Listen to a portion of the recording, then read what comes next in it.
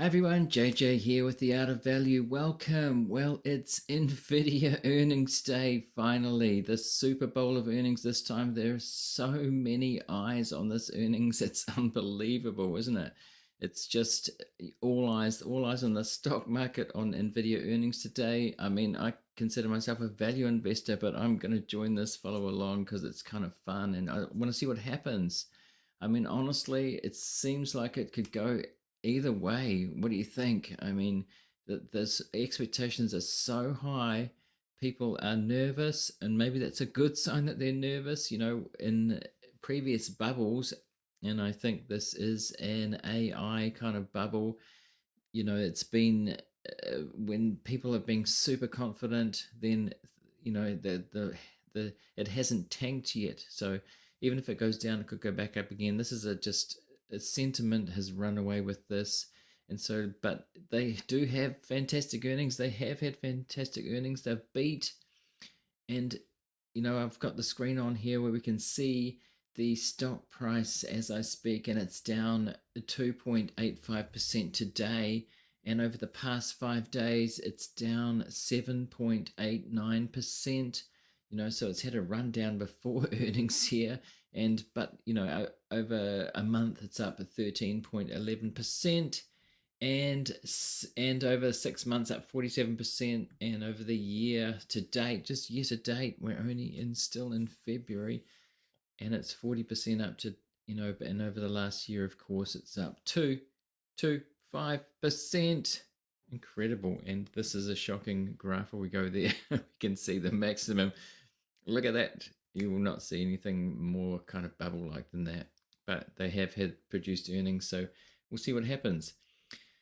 We will see what happens. So earnings today soon, and I'm going to try and cover the earnings call live as well. Because the guidance and what they say on the call is going to be important as well to the aftermarket. I mean, to the earnings are one thing, and then what they say for guidance on the call. There's going to be so many eyes and ears on this today. It's incredible. So I hope keen to hang out here, and you can feel free to give comments. I'll see your comments on YouTube here that I can respond to during the time. We're just going to hang out here and enjoy the time. This is a stock market Super Bowl that we're all tuning into. All right, I'm just going to have the technicals because a couple of technical things. The last earnings I did were Alibaba earnings. The recording's still there now. So what happened was during the earnings call, two things that feedback that was definitely valid. I was talking too much over the call, and the volume of the call was too low and the mic was too high. So do tell me if the microphone volume is too high, and I will adjust that, because that's that kind of, I don't want it to be ruined by that. So I'm just going to check at the moment and see how we are with if this is actually working and all that. So bear with me here while I just check that this is all working and I can hear myself. And so that seems a bit low actually. Mic volume seems a bit low to me. How about you? Oh no, I've got it turned down.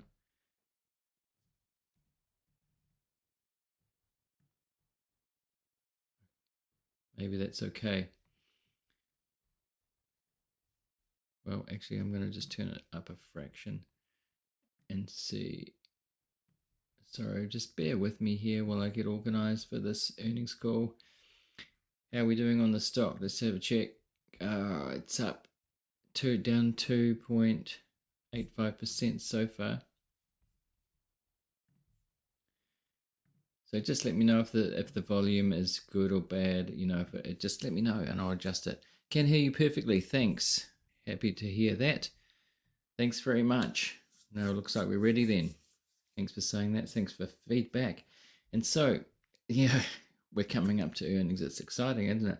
Like I'm a value investor. I don't look at stock prices all the time, but it's been such a lead up to this, a huge lead up, a huge run up to these earnings. It's going to be super interesting to see what happens. So before the call though, before the earnings, which are not far away now, but we're going to see what the expectations are, because that's important, right? And our trusty CNBC has the earnings here Nasdaq Composite closes lower for the third day as investors brace for Nvidia earnings. We're bracing for Nvidia earnings. Okay, so Nvidia is set to report fourth quarter earnings after the bell. We know, and Nvidia is scheduled to announce fourth quarter earnings after the bell in a highly anticipated report. Okay, I wasn't sharing the screen. There we go. There's the headline. And analysts expect Nvidia to post here we go. Here's the expectation.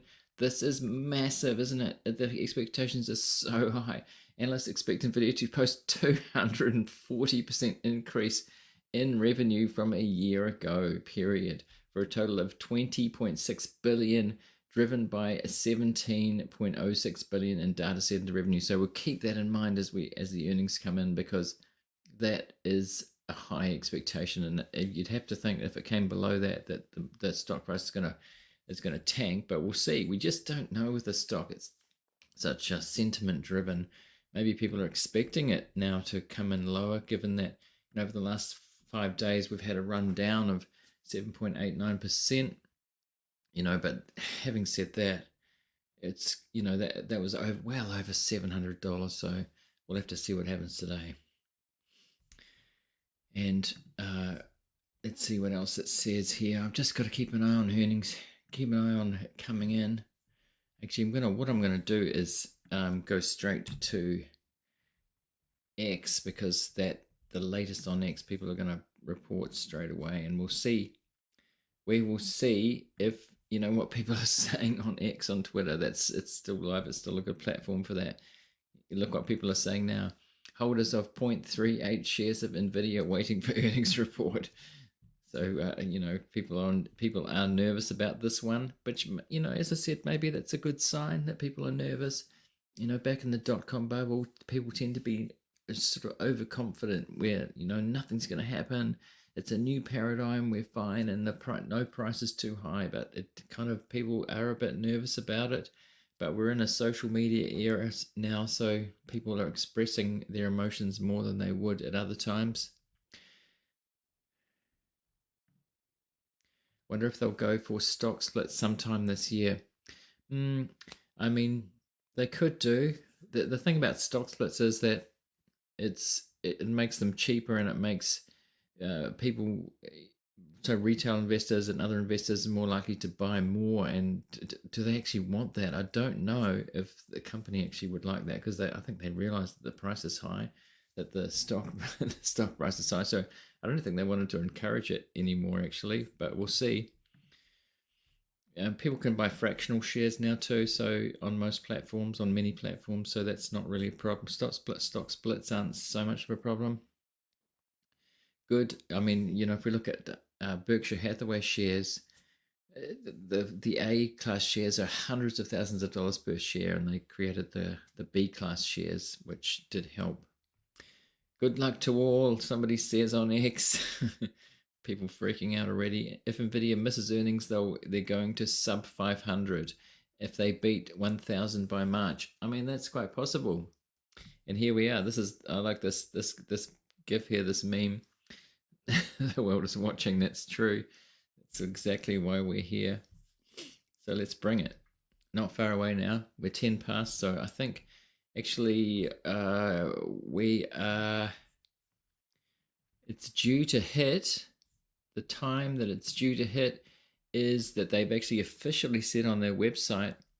The call will be ahead of the call. Nvidia will provide written commentary on its fourth quarter results from the CFO, and it will be posted at approximately 1:20 Pacific time. So we're about 10 minutes away from that. So let's have a look. Men only care about one thing, and it's disgusting. That's Nvidia. People got their popcorn out. So nothing's happening there yet, but everybody's on tenterhooks waiting for this call, waiting for the earnings. Let's just check the share price again, see what's going on. Whoops, that's not the share price. This is the share price, but over it's not Nvidia. Let's see, NVDA. This is ticker terminal. I think I've got a link in the description for Ticker Terminal, by the way. It's one I use all the time, and it shows the CAGR over 1 year. Let's go over 3 years. So we've got the compound annual growth rate 70.8% over the last 3 years, and 5 years 77% CAGR, and 10 years, even 10 years 66%. So this has been a rocket ship. Nvidia's just been a rocket ship. And look at that graph all time, 35.5% even, all the way back. And people have mentioned, in the past years, in the past even week or two, about, comparing it to Cisco back in the dot-com bubble, when it just went so high and it's never got back there. When there was this huge demand for things as the internet was actually being built, like the hardware for the backbone of the internet, which sounds familiar, right? The hardware for the backbone of AI we're talking about now. So, could a similar thing happen to Nvidia here, where it goes to this huge high? And Microsoft did the same thing. Microsoft was worth $600 billion, at one point in the dot-com bubble, and crashed. It just took a long time, and Amazon as well took a decade to get back there. I tend to think that it's possible, but are you a shareholder? Are you a Nvidia shareholder? Are you waiting for this? Are you nervous? Let me know. We'll find out. 2.85. It closed 2.85 down.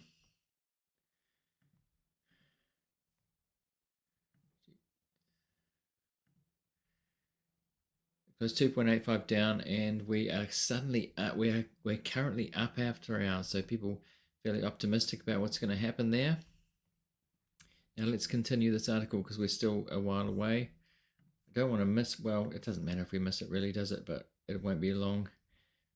On X, they're saying buy puts, and that's because Jim Cramer has said the out of the money call buying for Nvidia is incredible and insane.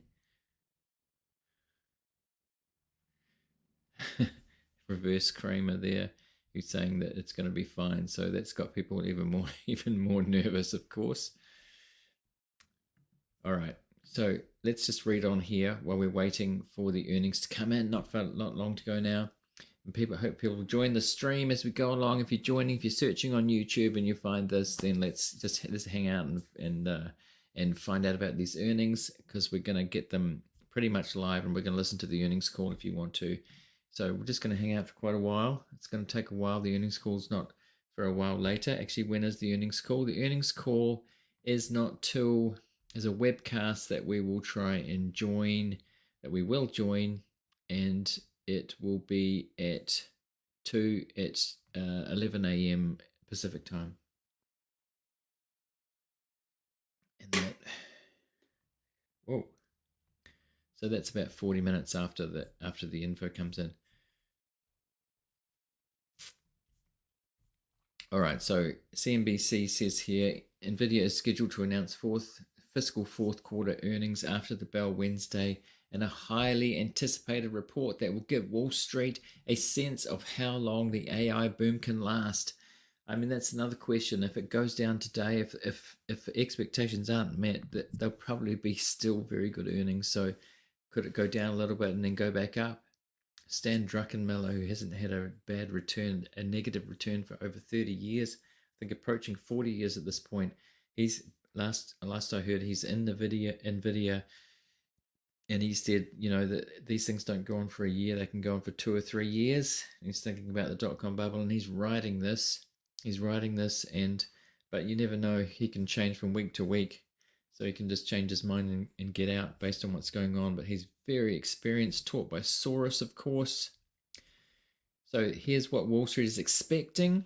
Earnings per share of 4.64 adjusted. And we'll keep that in mind. And revenue of 20.62 billion. And of course, we want this. This is what we want. 240% increase in revenue, that would be. So that's an incredible thing to expect. It's an incredible thing to expect from from any company, but this is quite different. Okay, was lucky enough to buy them at a good rate. Nervous. I feel for you. I do feel for you. I mean, I don't know. I don't have it, but I mean, this is the thing. This is going to affect the whole market. This is going to affect the whole market. What happens today? I think, not just AI stocks, the sentiment, at least for the whole market. So, everybody really has a stake in this, whether they like it or not.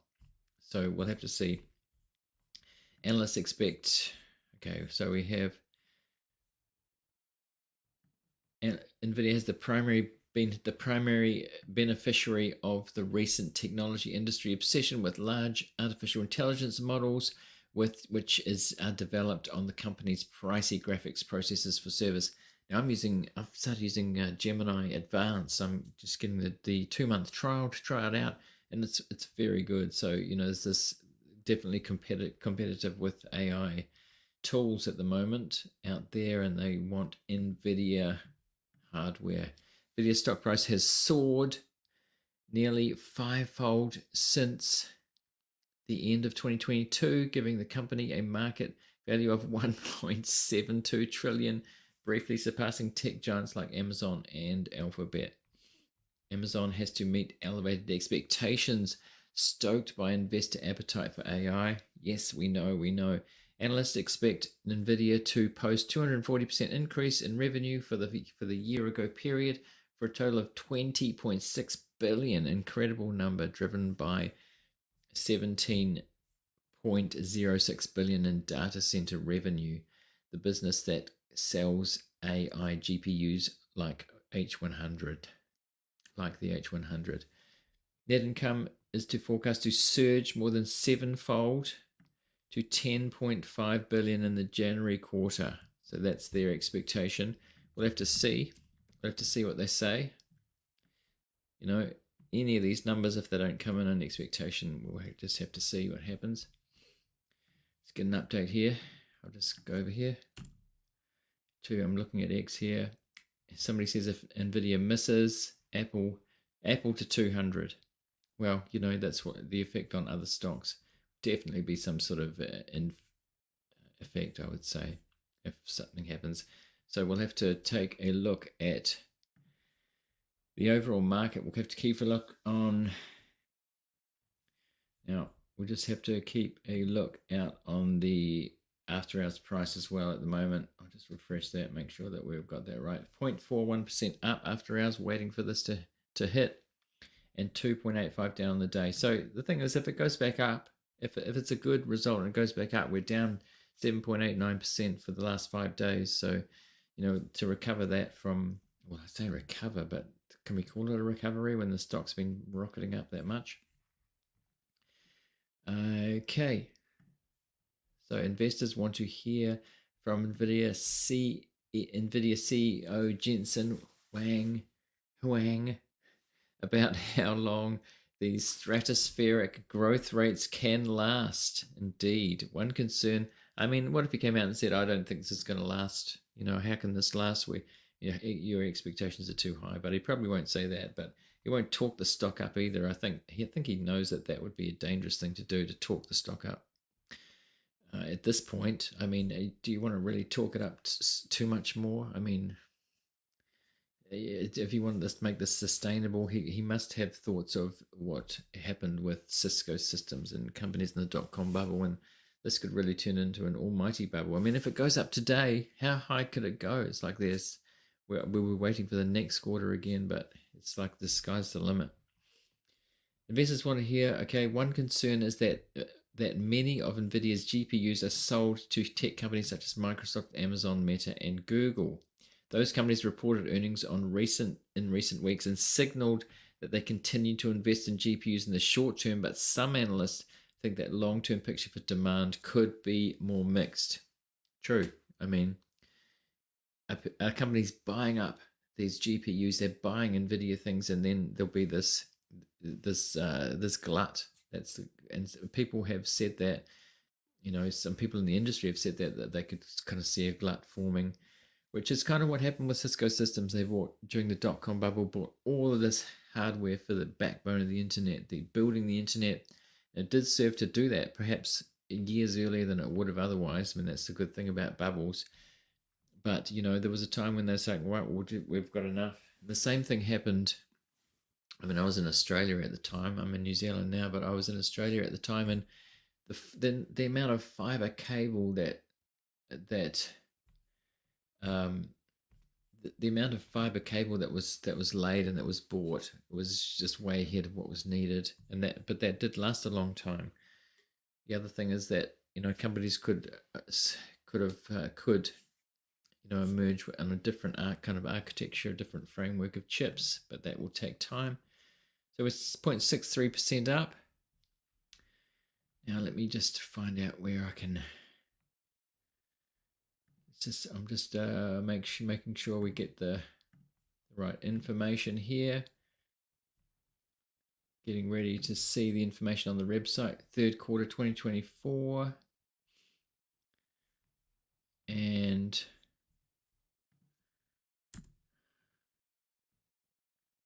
here we go. Here we go, it's in. So let's just go straight to X and see the information before, so we can get the gist straight away. Nvidia Q4 revenue 22.1 billion, estimated 20.41.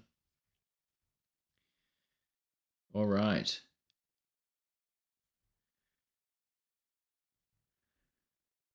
Gross margin 76.7, estimated 75.4.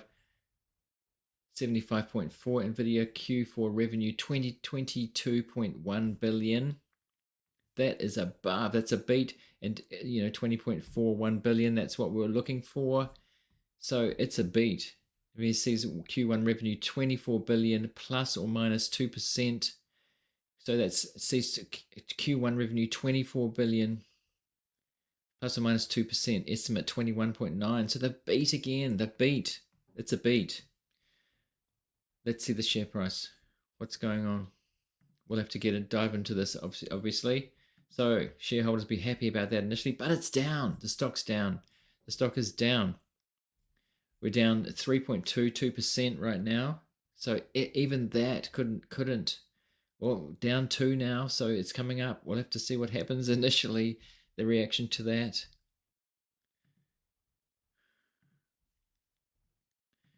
There we go. Just look at the share price while I'm reading through. See what happens. Down 2.62, down 2% right now.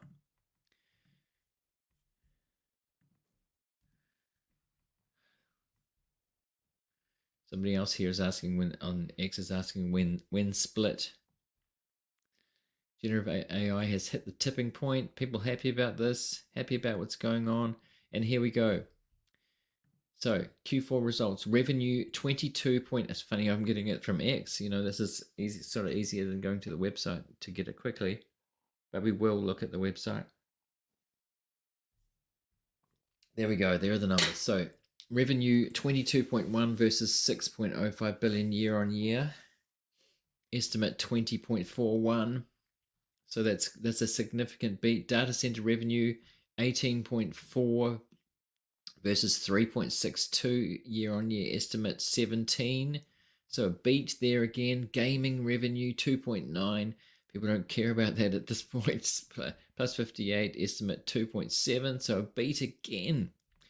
Professional visualization revenue 463 million. So the estimate was 435. So automotive revenue 2.81 million, estimate 2.72. Wow. So the beating significantly on many areas. Adjusted gross margin, Charlie Munger wouldn't like that. 76.7 versus 61, estimate 75. So a beat in all areas, but is it enough? Is it enough? Oh, the share price is coming up and it's sort of flat. So they're managing to meet expectations. I mean, it's a beat, but that's just kind of meeting these huge expectations. Adjusted gross margin 76.7 versus 61. So it's 75 estimate. Adjusted gross margin 76.7 versus 61 year on year. Wow. I mean, that's impressive, isn't it? R&D expenses 2.47 plus 26. So their R&D expenses are going up 2.43. That's not a big problem. Obviously, people want them to invest in R&D to come up with the next thing, the next thing, and the next thing. Adjusted operating expenses 2.21 billion, plus 25% year on year. Estimated 2.23. 2.23. Okay, so that's not a beat. Adjusted operating expenses. Oh, sorry. Expenses. Okay, 2.21. Estimated 2. So it's lower. Okay, adjusted operating income 4.75. Estimated 3. 14.75. Estimated 13. So beating on everything. Free cash flow 11.22. And estimate 10.82. So a beat on everything. They knocked it out of the park. They really did. It really is. Let's see what comments. Let's just stay here because it's interesting to see people's comments. So it's just people reporting earnings, and swings 9% in 30 seconds after reporting stronger than expected earnings results. Oh, this is something, isn't it? It's really something. Let's see what's going on in the market. So it's up 7.77%. So Nvidia holders be happy about that. And then being nervous. It's so far. We'll have to see what happens on the call. Like, it's unlikely they'll say something stupid on the call, and they'll be seeing this. So it goes on. The show goes on. So far, the show goes on. Now, I'm just gonna, while we're looking at the share price, mesmerized by the share price, we will look. I'll check out on the site. And so, what's the time for the call? We've got the call at, to remind myself, conference call 11. So we've got a while, we've got like half an hour to the conference call. That's fine. So we can digest these earnings, gives people time to digest the earnings. And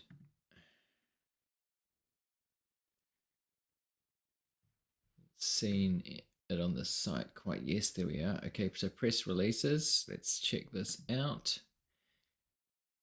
And audio webcast, CFO commentary. Here we go.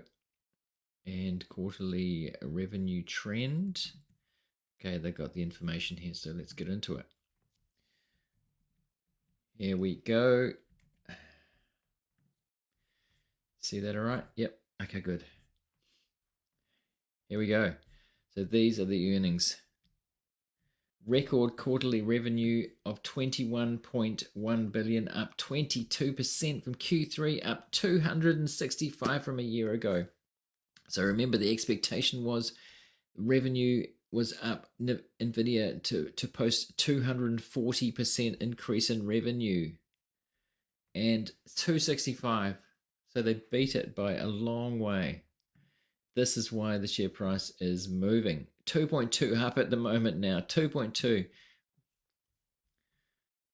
Look at that. It's beaten expectations and it's rocketing up. Incredible. This is incredible. I mean, really, you can't really say anything else about it.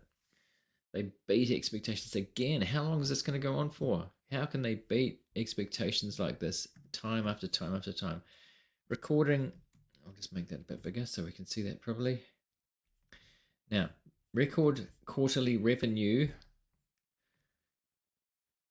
Record quarterly data center revenue of 18.4, up 27%, up 409% from a year ago. Data center revenue. So people really building out data centers, buying up. And you know, the danger is there going to be a glut when so much has been bought, or is that just not possible? Can they just not build enough? There was talk of Sam Altman raising trillions for AI architecture. So are we getting to the point where people are starting to think that it's never going to be enough?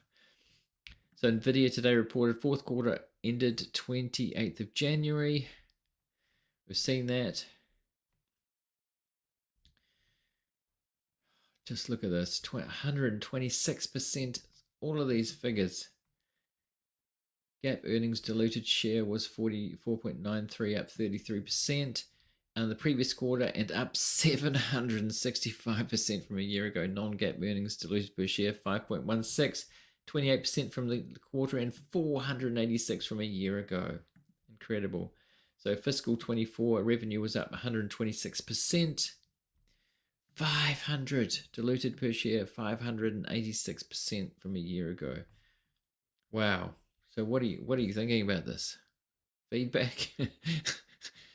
If you're a shareholder, if you're not a shareholder, if you're a bystander like me, I mean, other stocks are going to be benefit from this. I think from what's happening here. If we go to let's see, do we have? If we go to AI, my list here we can't see. Let's just take ARM Holdings is interesting. Let's just see if what's happening to that after hours. It's up 5%.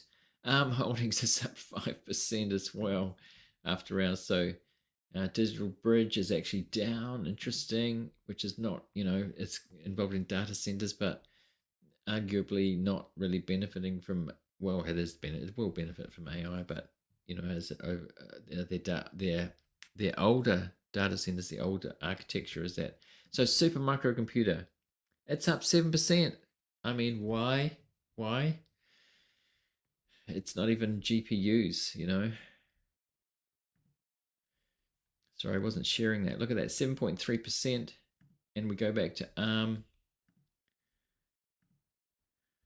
ARM is 5.26% up at this point. Wow, so I'm just going through a few AI related stocks here because obviously Taiwan Semiconductor even, is that up 2.72% up? And Tower Semiconductor, which is a small one that Seth Klarman was interested in. People still not so interested in that yet. And so there's still, you'd have to say they're still running 6%. Nvidia's up 6%. So people piling in.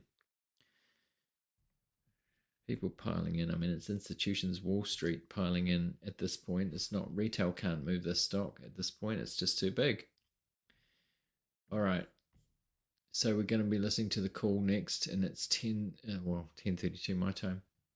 Bye shorts. Look at this. Some commentary from X. Nvidia bye shorts. Yes. $1.8 trillion market cap for a $24 billion in sales next quarter. So yeah, there were shorts on this that they'll be not liking what's going on here. Nvidia rises almost 7% on earnings. Yes.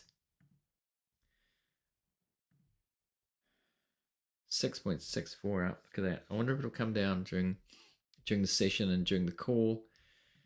Now, where were we? So we've seen that. What else have we got from? These are the numbers. CFO commentary. Here we go. This is what we want to digest before the call. I just have to log into that call at some point. 10:30. It's let me see when is the call. Okay, we've still got about half an hour, so that's good. So revenue is, well, let's see the commentary. Where is the commentary? Here are the numbers. So we've seen the numbers. We've been through that. We can see those very impressive numbers. Gross margin. Look at that. Gross margin going up. Operating expenses going up. You'd expect that. Operating income going up consistently. Look at that. From Q4 to FY 2023 to now, it's gone from 1.4 to 12.2 net income. And revenue, of course, we have going from 6 to 22. Oh, gross margin, of course, so this is the non-GAAP gross margin going from 66 to 76. Operating expenses, we've seen these numbers, don't need to dwell on it. So data centers, interesting, up from 3.6 in Q4 FY23 to 18 now. Incredible. How long can this go on? Gaming. Whew. All right. So let's see what the CFO says. Anything that we don't know here? So revenue for the fourth quarter up 265%, 126% from a year ago. Data center revenue for the fourth quarter was a record. Okay, I just want to see if there's any interesting commentary here. Here we are. Data center revenue for fiscal year 2024 was up 217% in the fourth quarter. Large cloud providers represented more than half of our data center revenue, supporting both internal workloads and external customers. Strong demand was driven by enterprise software and consumer internet applications, and multiple industry verticals, including automotive, financial services, and healthcare. Customers across industry verticals access Nvidia AI infrastructure both through the cloud and on premises. Data sales to China, data sales to China declined significantly in the fourth quarter due to US government licensing requirements. So that could have been a reason that it went down, but it did not. They were still going well, even without China. Data center compute revenue was up 488%. Oh, that's incredible numbers. And going 27% sequentially in the fourth quarter. It was 244% in the fiscal year. Networking revenue was up 202. Look, all triple digits. All of it's triple digits. It was up 217% from a year ago and 28% sequentially. So just incredible numbers. So share price is now 5.8% up at present. Gaming revenue was up 56%. So mind you, people are digesting this at the same time as us, and buying based on what's going on. But fiscal year revenue was up 15% year on year.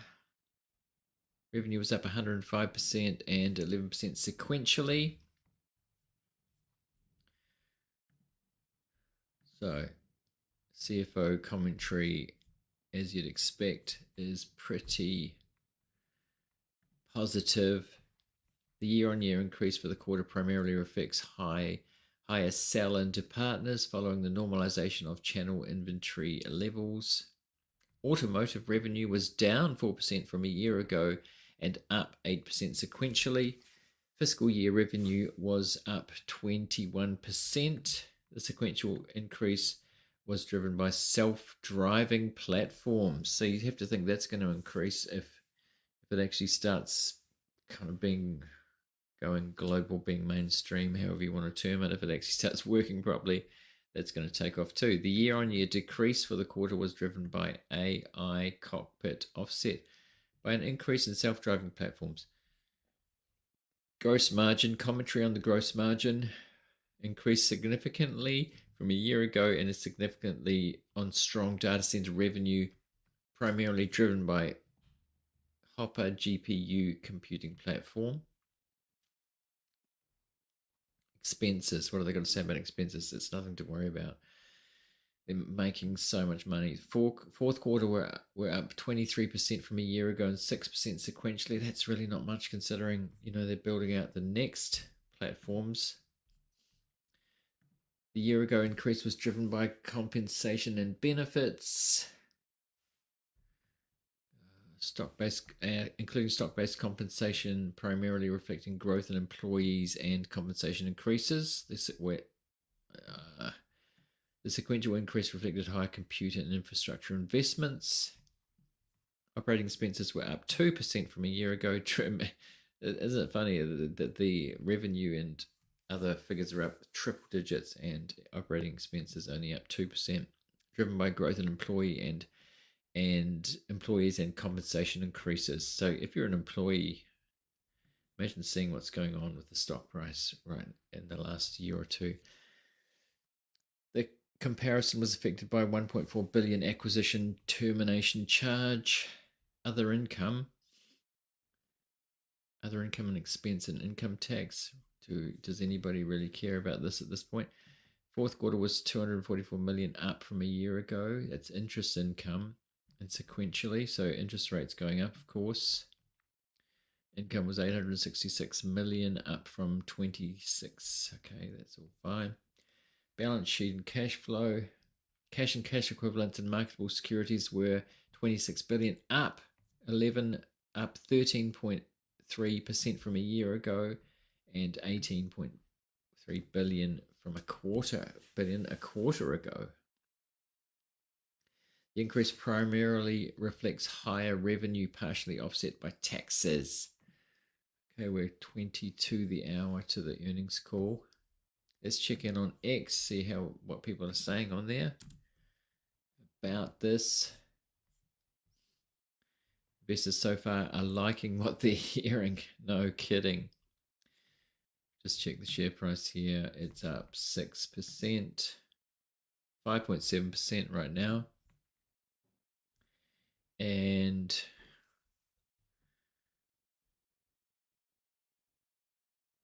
safe to upgrade now.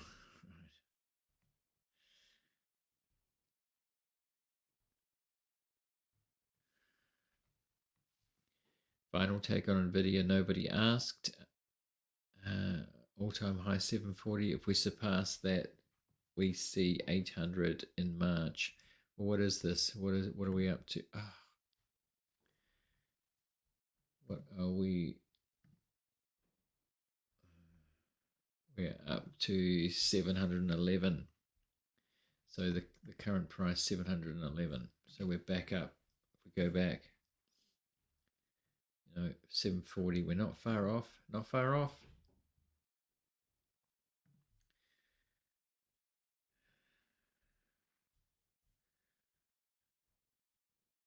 So, well, we'll have to see what happens on the earnings call. It's going to be interesting, but they're going to be sort of bullish, I think, definitely on what's happening. What else can we see from the information? So that was this is the CFO commentary again, except it's all pretty standard. Non-GAAP earnings diluted per share was 12.296, up 288. So ho-hum, up triple figures. Everything ho-hum, up triple figures. Our data center platform is powered by increasingly diverse drivers, demand for data processing, training, and inference from large. This is interesting because the data centers is what the focus is on. Demand for data processing, training, and inference from large cloud service providers and GPU specialized ones, as well as from enterprise software and consumer internet companies. Vertical industries, so auto, financial services, healthcare, are now at the multi-billion-dollar level. So you'd have to think that all those sectors, those industries, will be building out their AI. Yep, auto, self-driving. If that becomes more and more, financial services, definitely be a lot of scope for AI and financial services, and healthcare too. Yes, definitely. All right. Now let's see, fiscal force summary. Kind of seen that. Gross margin 76. It's amazing. Remember, this is hardware. It's not a software company. Gross margin 76. Non-GAAP. We've seen that. Outlook. Here we are. Outlook.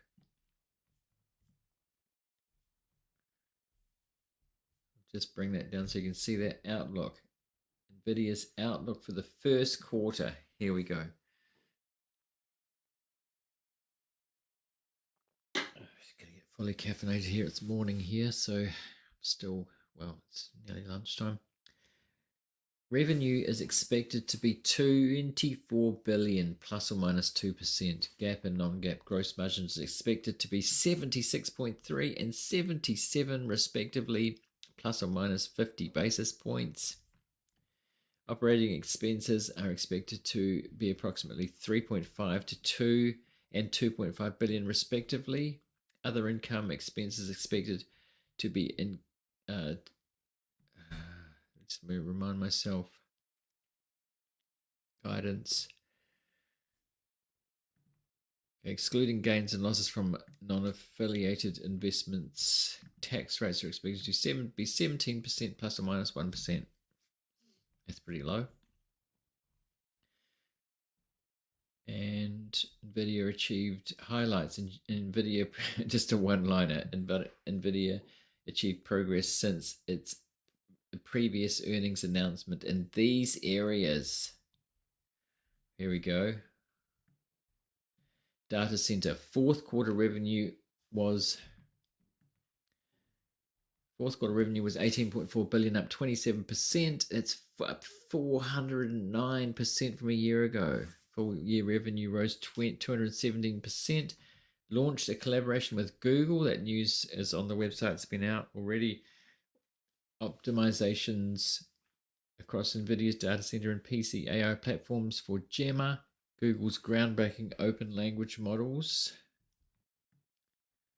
Gemini, which I'm using, expanded its strategic collaboration with Amazon Web Services. So they're working with all these big companies, and it announced that Amgen will use NVIDIA DGX SuperPod. Announced NVIDIA Nemo Retriever, a generative AI microservice that selects enterprises. Connect custom large language models with enterprise data to deliver highly accurate responses for AI applications. Singtel, that's from Singapore, announced that Singtel will bring, excuse me, I have a blocked nose.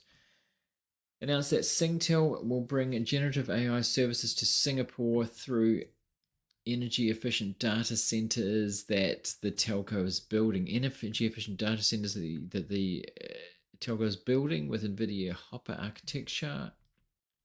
Introduced plans with Cisco. Speak of the devil. Talking about Cisco being in that bubble during the dot-com bubble. Now it's working with Cisco to help enterprises quickly and easily deploy and manage secure architecture, AI architecture. Did I really need to say AI? Well, it's a given at this point. Supported the National Artificial Intelligence Research Resource Pilot Program. Well, that's small but important. A major step by US government toward a shared national research infrastructure. That's interesting. We have to follow that up at some point. Gaming, of course. So data center being the big one, obviously, for building out the AI gaming. AI is going to be in gaming too, though, isn't it? Fourth quarter revenue was 2.9 billion. I mean, the scope for gaming and AI is pretty good. Imagine having sort of different storylines each time. Imagine that in gaming. It's getting totally possible. Flat for the previous quarter, up 56%. Full year revenue was 15%. People don't care so much about the gaming, or a few years ago it was the main thing, and now AI this, AI that, but it'll all move together. Announced generative AI capabilities for its installed base of 100 million RTX AI PCs to accelerate inference and large language models when chat with RTX. Professional visualization fourth quarter revenue was up 446 million, was 463 million, up 11%. Double digits again. I mean, triple digits again. I said double digits, triple digit percentages again. Automotive fourth quarter revenue was 281 billion, and Elon Musk put a picture out of Jensen Huang the other day, trying to, say that he was, or that I mean, they provided OpenAI with their sort of hardware or they helped out with hardware very early on. Now, of course, it's Microsoft that handles that side of things for OpenAI. I have to remember to articulate finish my sentences here, and rather than just in my head. CFO commentary. All right, commentary on the quarter. Blah blah blah. Executive president. Okay, so that's on the conference call. Conference call webcast information. Okay, so let me just double check that we've got the right time. 2 p.m. today, Pacific time. 5 p.m. So that is in 10 minutes, right? Let me just double check that. So New York, it's 4:50. So we're 10 minutes away from the call. So plenty of time. So if you're on the call and you hang out, just tell me about the sound levels. Make sure, and I'll definitely try not to talk too much over the call this time. On the Alibaba call, I talk too much over the, and should have been listening. It's tempting to. That was a long call. It was like well over an hour. All right. So we've seen all that information. Here's the trend. Let's go here. This is an interesting one. This is their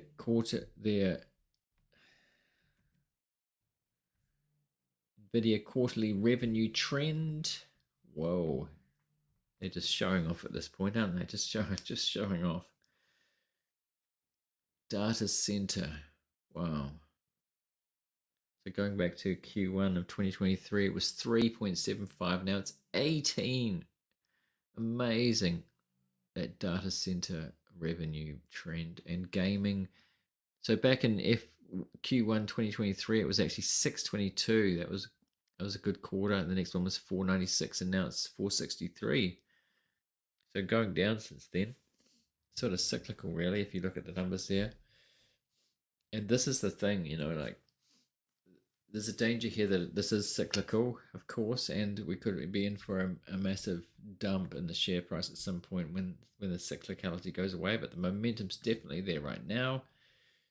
And we're going to see this, just check in on the share price, and we're at 7.3% up after hours, back to 724. So you'd have to think this is going to hit all-time highs at some point very soon, around 740, wasn't it?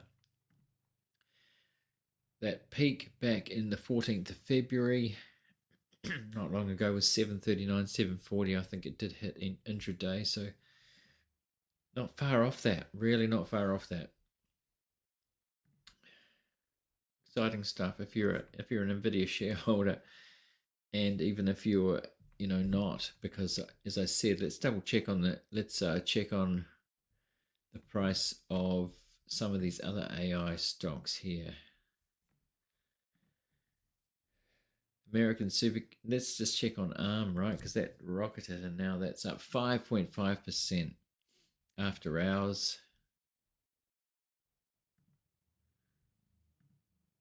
And what's happening with it? Let me just check Digital Bridge IO infrastructure. That's up 4% after hours. Wow. So that's really going for it as well. Is that hitting a high year to date? No, it's headed down. Okay.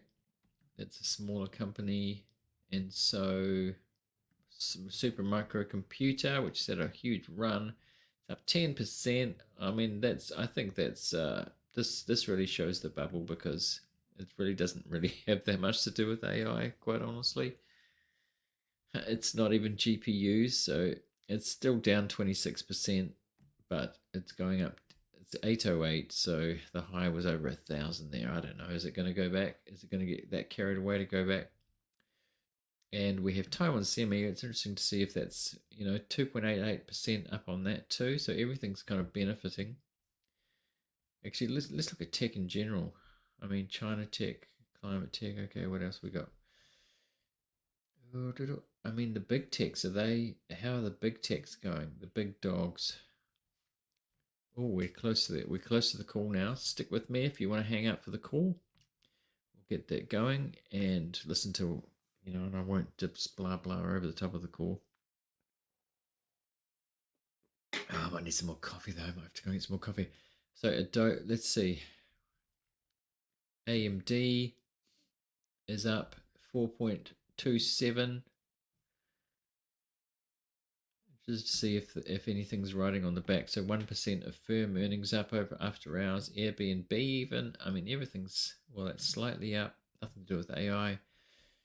What else have we got? Block, is that up? It is up. Everything like this, I think this is definitely buoyed the market. Coinbase, see, even 2.43%. So even, crypto's sort of been, if you notice, have, Bitcoin and Nvidia prices been kind of going similar in tandem. Constellation Software, now that's an interesting one. We don't have after hours for that. What else? Fortinet. So these stocks have been hit hard. They've been hit hard, and it's actually up. Palo Alto Networks, if you didn't see that news, was really hit really hard. This went down with it. And so nothing there too similar really. It's only for my own interest. Spotify flat. It's got some AI in it, but nothing directly involved. So really,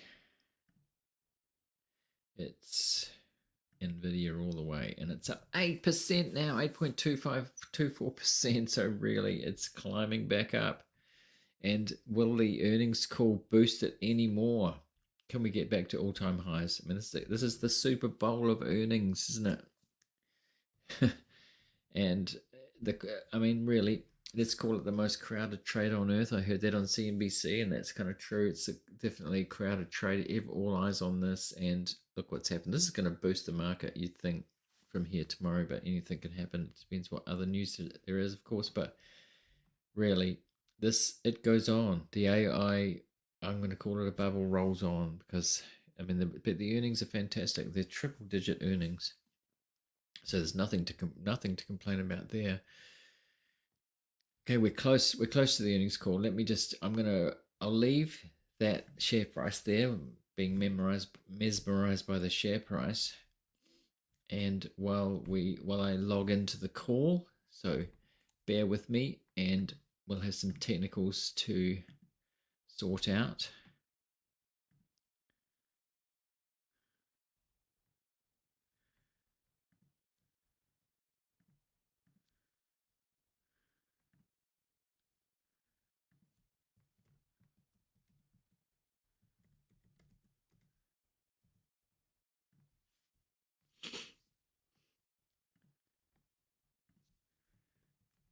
Just bear with me here. I just need to sort this out.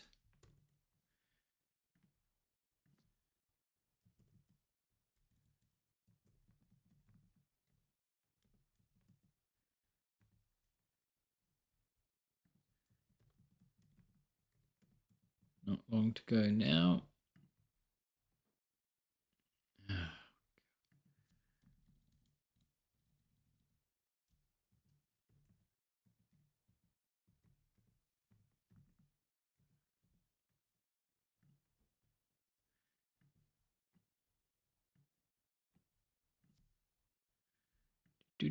Here we go. Bear with me. I consent to whatever they want.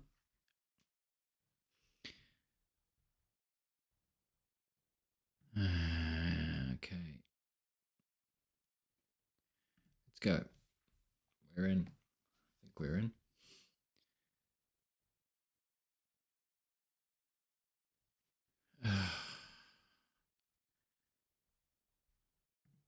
Sorry, I'm going to have to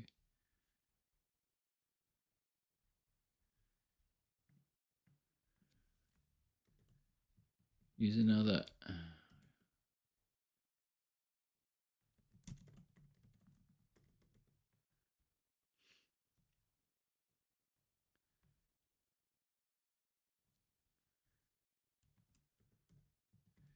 Even if we miss the first few minutes, it's just boring stuff anyway where they introduce.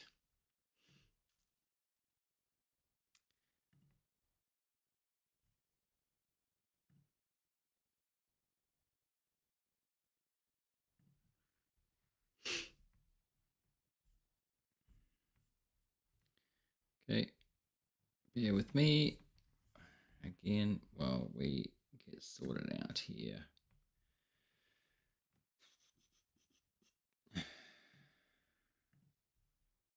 Sorry, this is annoying, isn't it?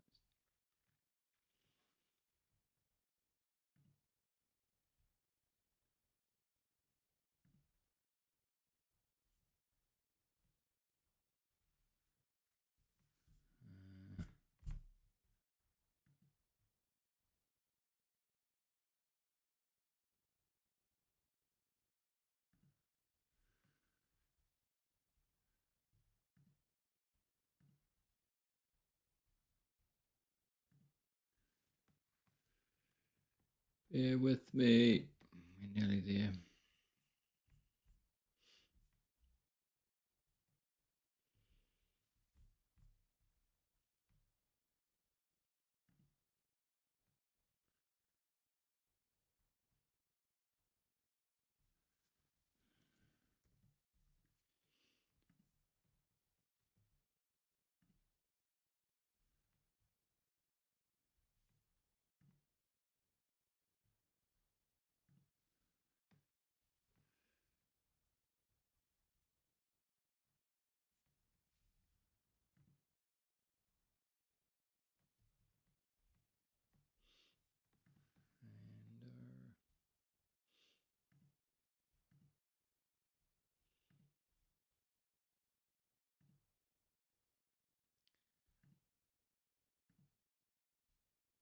Okay, it's not sending me the email.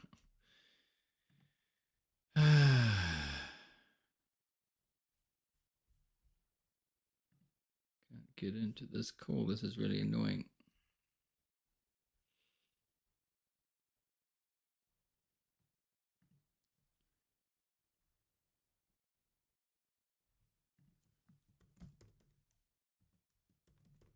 Won't be long.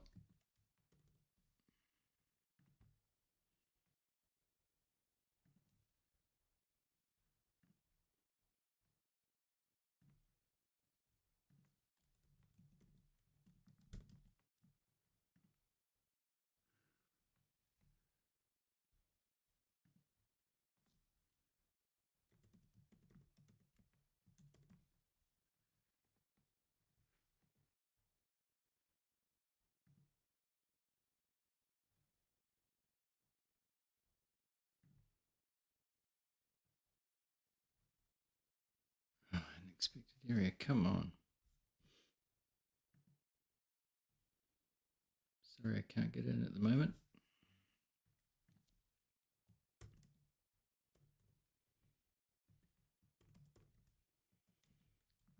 Bear with me.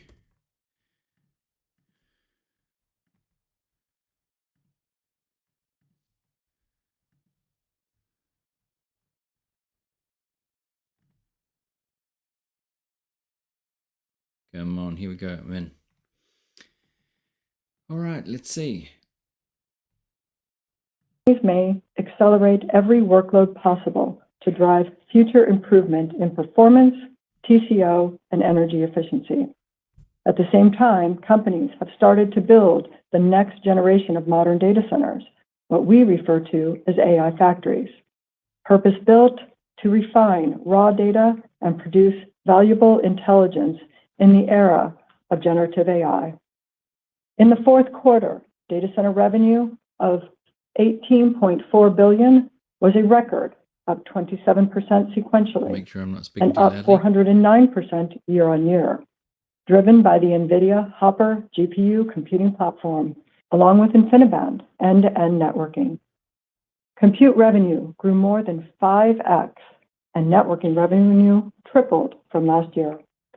We are delighted that supply of Hopper architecture products is improving. Demand for Hopper remains very strong. We expect our next generation products to be supply constrained as demand far exceeds supply. Fourth quarter data center growth was driven by both training and inference of generative AI and large language models across a broad set of industries, use cases, and regions.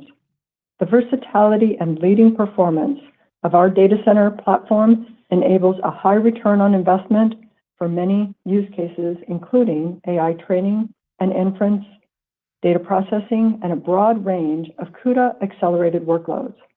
We estimate in the past year, approximately 40% of data center revenue was for AI inference.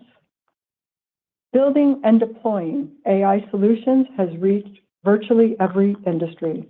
Many companies across industries are training and operating their AI models and services at scale.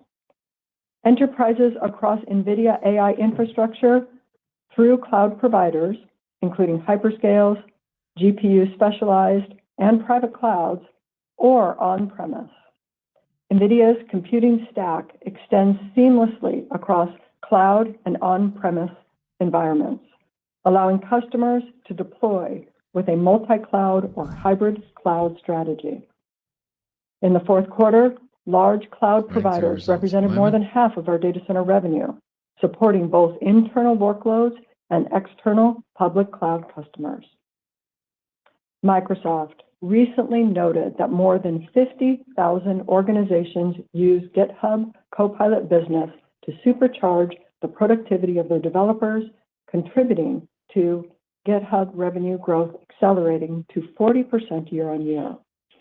And Copilot for Microsoft 365 adoption grew faster in its first 2 months than the 2 previous major Microsoft 365 Enterprise Suite releases did. Consumer internet companies have been early adopters of AI and represent one of our largest customer categories. Companies from search to e-commerce, social media, news and video services, and entertainment are using AI for deep learning-based recommendation systems. These AI investments are generating a strong return by improving customer engagement, Be interesting to hear the commentary soon. And click-throughs rates. Meta, in its latest quarter, cited more accurate predictions and improved advertiser performance as contributing to the significant acceleration in its revenue. In addition, consumer internet companies are investing in generative AI to support content creators, advertisers, and customers through automation tools for content and ad creation, online product descriptions, and AI shopping assistance. Enterprise software companies are applying generative AI to help customers realize productivity gains. Early customers we've partnered with for both training and inference of generative AI are already seeing notable commercial success. ServiceNow's generative AI products in their latest quarter drove their largest ever net new annual contract value contribution of any new product family release. We are working with many other leading AI and enterprise software platforms as well, I hear from the CEO. Adobe, Databricks, Questions? Getty Images, SAP, and Snowflake. The field of foundation large language models is thriving. Anthropic, Google, Inflection, Microsoft, OpenAI, and xAI are leading with continued amazing breakthrough in generative AI. Exciting companies like Adept, AI21, Character AI, Cohere, Mistral, Perplexity, and Runway are building platforms to serve enterprises and creators. New startups are creating LLMs to serve the specific languages, cultures, and customs of the world's many regions. And others are creating foundation models to address entirely different industries, like recursion, pharmaceuticals, and generative biomedicines for biology. These companies are driving demand for Nvidia AI infrastructure through hyperscale or GPU specialized cloud providers. Just this morning, we announced that we collaborated with Google to optimize its state-of-the-art new Gemma language models to accelerate their inference performance on Nvidia GPUs in the cloud, data center, and PC. Working with Google. One of the most notable trends over the past year is the significant adoption of AI by enterprises across the industry verticals, such as automotive, healthcare, and financial services. Yep. NVIDIA offers multiple application frameworks to help companies adopt AI in vertical domains, such as autonomous driving, drug discovery, low latency machine learning for fraud detection, or robotics, Still much to go. leveraging our full stack accelerated computing Lots of platform. verticals. We estimate that data center revenue contribution of the automotive vertical through the cloud or on-prem exceeded $1 billion last year. NVIDIA Drive Infrastructure Solutions include systems and software for the development of autonomous driving, including data ingestion, curation, labeling, and AI training, plus validation through simulation.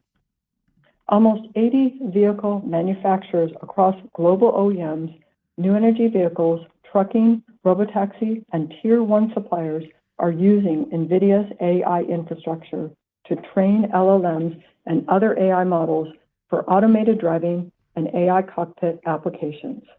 In effect, nearly every automotive company working on AI is working with NVIDIA. As Wow. AV algorithms move to video transformers and more cars are equipped with cameras, we expect NVIDIA's automotive data center processing demand to grow significantly. Wow. In healthcare, digital biology and generative AI are helping to reinvent drug discovery, surgery, medical imaging, and wearable devices. We have built deep domain expertise in healthcare over the past decade, creating the NVIDIA Clara healthcare platform and NVIDIA BioNeMo, a generative AI service to develop, customize, and deploy AI foundation models for computer-aided drug discovery. BioNeMo features a growing collection of pre-trained biomolecular AI models that can be applied to the end-to-end drug discovery processes. So much scope. We announced Recursion is making available for their proprietary AI model through BioNeMo for the drug discovery ecosystem. In financial services, customers are using AI for a growing set of use cases, from trading and risk management to customer service and fraud detection. For example, American Express improved fraud detection accuracy by 6% using NVIDIA We'll AI. see. Shifting to our data center revenue by geography, growth was strong across all regions except for China, where our data center revenue declined significantly following the U.S. government export control regulations imposed in October. Although we have not received licenses from the U.S. government to ship restricted products to China, we have started shipping alternatives that don't require a license for the China market. China represented a mid-single-digit percentage of our data center revenue in Q4, and we expect it to stay in a similar range in the first quarter. In regions outside of the U.S. and China, sovereign AI has become an additional demand driver. Countries around the world are investing in AI infrastructure to support the building of large language models in their own language, on domestic data, and in support of their local research and enterprise ecosystems. From a product perspective, the vast majority of revenue was driven by our Hopper architecture, Stock up along with 8.5% right InfiniBand now. networking. Together, they have emerged as the After de hours. facto standard for accelerated computing and AI infrastructure. We are on track to ramp H200 with initial shipments in the second quarter. H200. Demand is strong as H200 nearly doubles the inference performance of H100. Networking exceeded a $13 billion annualized revenue run rate. Our end-to-end networking solutions define modern AI data centers. Our quantum InfiniBand solutions grew more than 5x year on year. NVIDIA Quantum InfiniBand is the standard for the highest performance AI dedicated infrastructures. We are now entering the Ethernet networking space with the launch of our new Spectrum-X end-to-end offering, designed for an AI-optimized networking for the data center. Spectrum-X introduces new technologies over Ethernet that are purpose-built for AI. Technologies incorporated in our Spectrum switch, Bluefield, DPU, and software stack deliver 1.6x higher networking performance for AI processing compared with traditional Ethernet. Leading OEMs, including Dell, HPE, Lenovo, and Supermicro, with their global sales channels, are partnering with us to expand our AI solution to enterprises Supermicro. worldwide. We are on track to ship Spectrum X this quarter. We also made great progress with our software and services offerings, which reached an annualized revenue run rate of $1 billion in Q4. We announced that Nvidia DGX Cloud will expand its list of partners to include Amazon's AWS, joining Microsoft Azure, Google Cloud, and Oracle Cloud. DGX Cloud is used for Nvidia's own AI R&D and custom model development, as well as Nvidia developers. It brings the CUDA ecosystem to Nvidia CSP partners. Okay, moving to gaming. Gaming revenue was $2.87 billion, was flat sequentially and up 56% year on year. Better than our outlook on solid consumer demand for Nvidia GeForce RTX GPUs during the holidays. Fiscal year revenue of $10.45 billion was up 15%. At CES, we announced our GeForce RTX 40 Super Series family of GPUs. Starting at $599, they deliver incredible gaming performance and generative AI capabilities. Sales are off to a great start.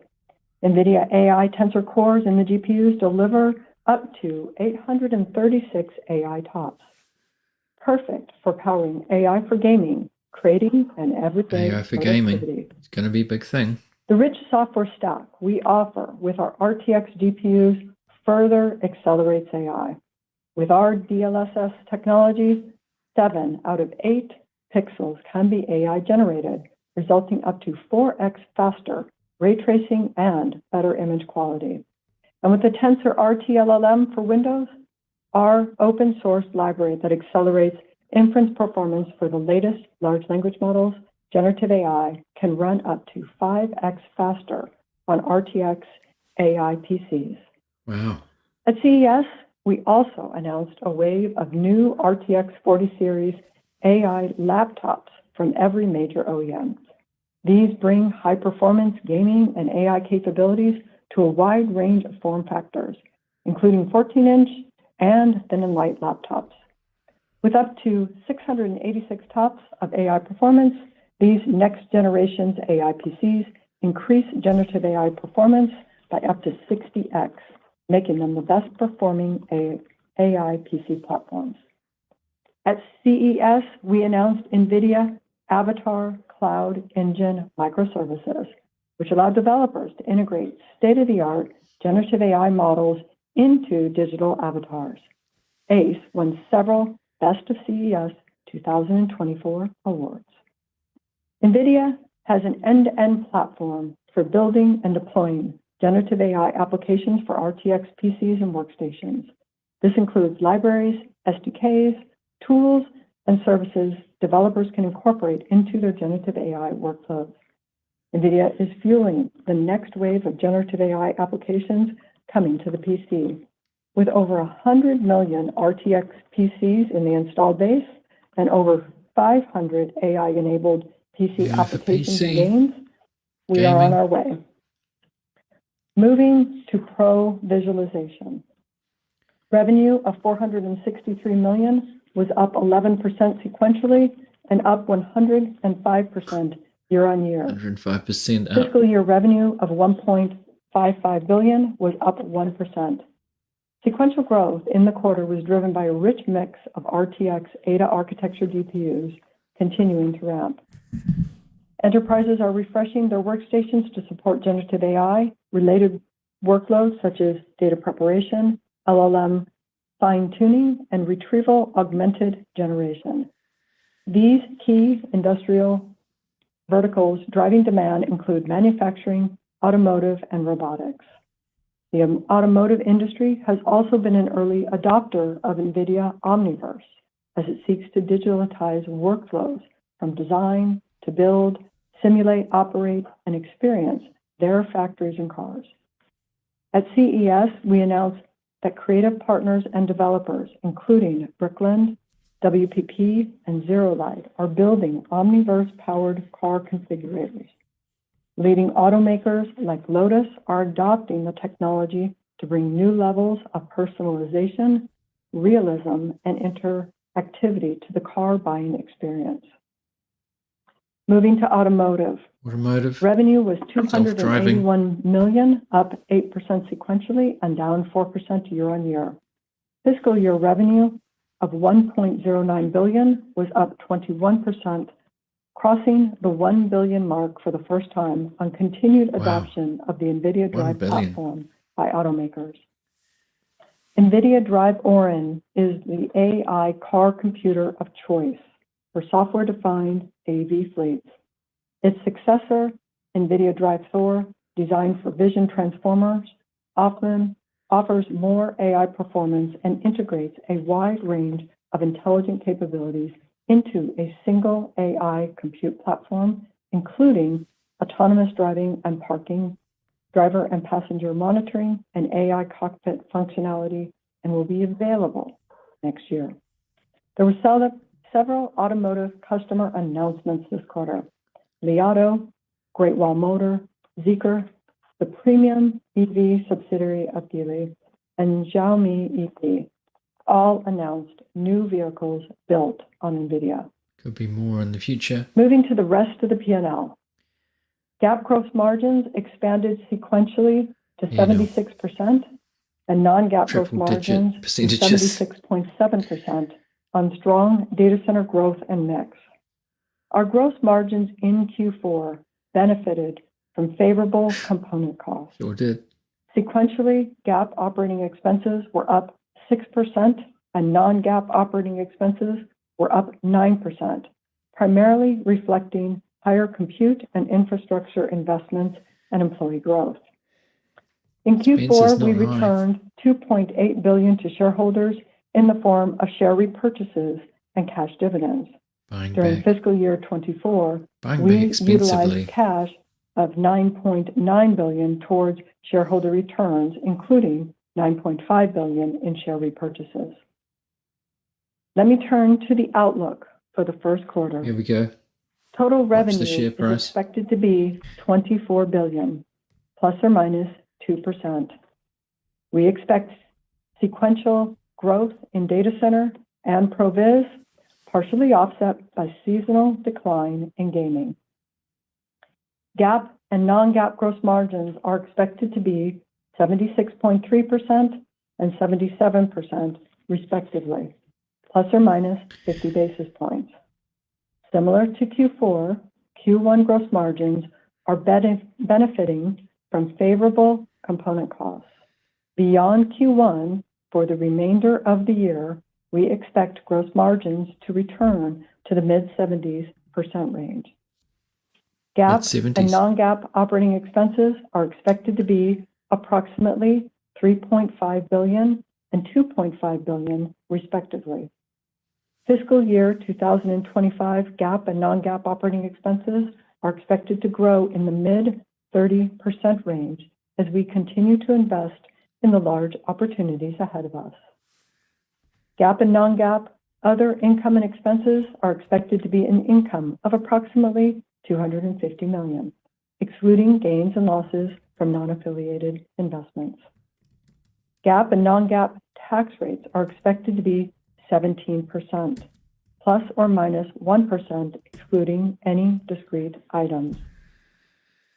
Further financial details are included in the CFO commentary and other information available on our IR website. Been through that.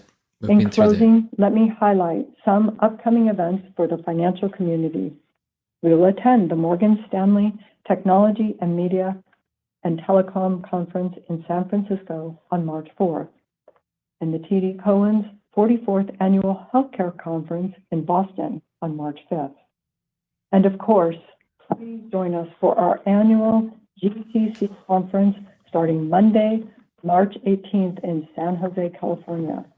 To be held in person for the first time in 5 years, GTC will kick off with Jensen's keynote, and we will host a Q&A session for financial analysts the next day, March 19th. We are now open the call for questions. Operator, would you please poll for questions? Questions, Q&A, here we At this go. time, I would like to remind everyone, in order to ask a question, press This is the star, then the interesting number bit. 1 on your It's telephone always if keypad. they answer good We'll pause for just questions. a moment to compile the Q&A roster. Analyst As a Q&A, reminder, here we please limit go. yourself to one question. Your first question comes from the line of Toshiya Hari from Goldman Sachs. Your line is open. Goldman Sachs. Hi, thank you so much for taking the question and congratulations on the really strong results. My question is for Jensen on the data center business. Clearly, you're doing extremely well in the business. I'm curious how your expectations for calendar 24 and 25 have evolved over the past 90 days. And as you answer the question, I was hoping you can touch on, some of the newer buckets within data center, things like software, sovereign AI. I think you've been pretty vocal about how to think about that medium to long term. And recently there was an article about, Nvidia potentially participating in the ASIC market. Is there any credence to that? And if so, how should we think about you guys playing in that market over the next several years? Thank you. Good question. Thanks, Toshiya. What's coming up? Let's see. There were three questions. Jensen. One more time. First question was, can you? Sovereign AI. I guess your expectations for data center, how they've evolved. Thank you. Okay. Happy though. Yeah. Well, we guide one quarter at a time, but fundamentally the conditions are excellent for continued growth, calendar 24 to calendar 25 and beyond. And let me tell you why. We're at the beginning of two industry-wide transitions, and both of them are industry-wide. The first one is a transition from general to accelerated computing. General purpose computing, as you know, is starting to run out of steam, and you could tell by the CSPs extending and many data centers, including our own for general purpose computing, extending the depreciation from 4 to 6 years. There's just no reason to update with more CPUs when you can't fundamentally and dramatically enhance its throughput like you used to. And so you have to accelerate everything. This is what NVIDIA has been pioneering for some time.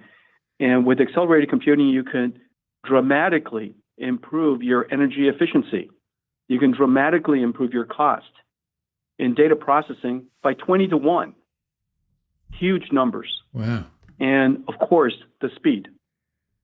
That speed is so incredible that we enabled a second industry-wide transition called generative AI. Generative AI, I'm sure we're going to talk plenty about it during the call. But remember, generative AI is a new application. It is enabling a new way of doing software, new types of software being created. It is a new way of computing. You can't do generative AI on traditional general purpose computing. You have to accelerate it. Or data centers, really. And the third is it is enabling a whole new industry. And this is something worthwhile to take a step back and look at, and it connects to your last question about sovereign AI.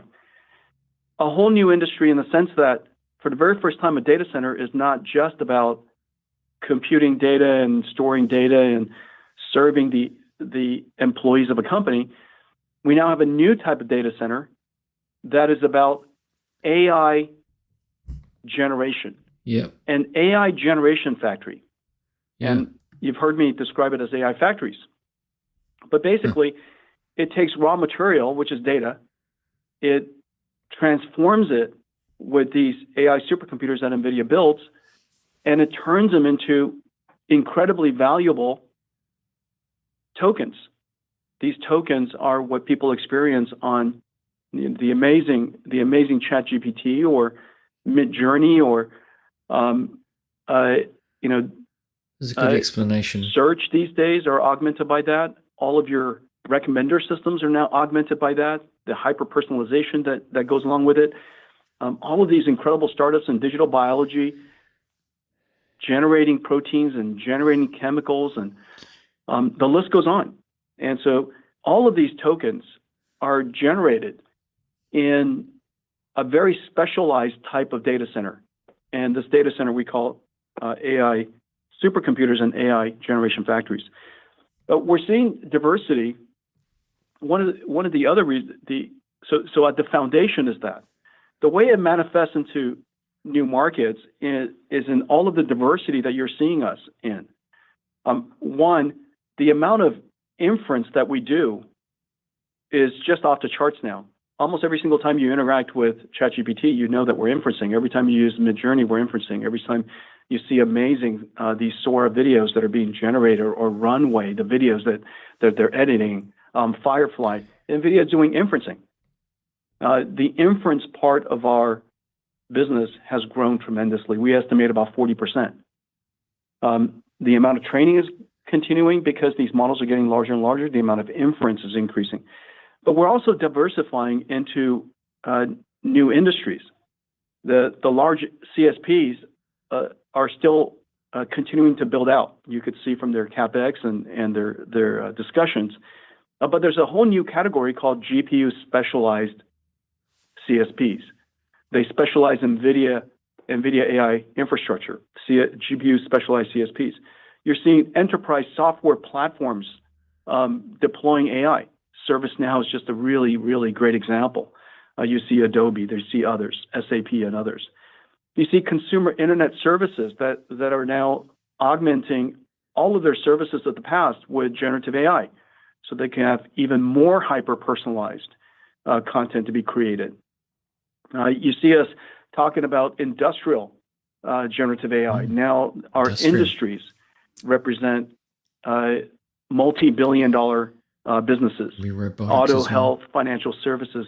In total, our vertical industries are multi-billion-dollar businesses now.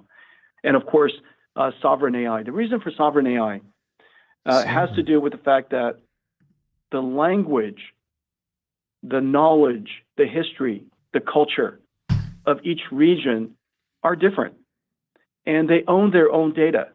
They would like to use their data, train it to create their own digital intelligence, and provision it to harness that raw material themselves. It belongs to them. Each one of the regions around the world, the data belongs to them.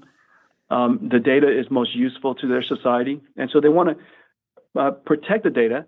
They want to transform it themselves, value-added transformation into AI, and provision those services themselves. So we're seeing sovereign AI infrastructures being built in Japan, in Canada, in France, so many other regions. And so my expectation is that what is being experienced here in the United States, in the West, will surely be replicated around the world. And these AI generation factories are going to be in every industry, every company, every region. And so I think this last year we've seen generative AI really becoming a whole new application space, a whole new way of doing computing, a whole new industries being formed, and that's driving our growth. Your next question comes from a line of Joe Moore from Morgan Stanley. Your line is open. Great, thank you. I wanted to follow up on the 40% of revenues coming from inference. That's a bigger number than I expected. Can you give us some sense of, where that number was, maybe the year before, how much you're seeing growth around LLMs from inference, and how are you measuring that? Is that, I assume it's in some cases the same GPUs you use for training and inference. How solid is that measurement? Thank you. I'll go backwards. The estimate is probably understated, and but we estimated it, and let me tell you why.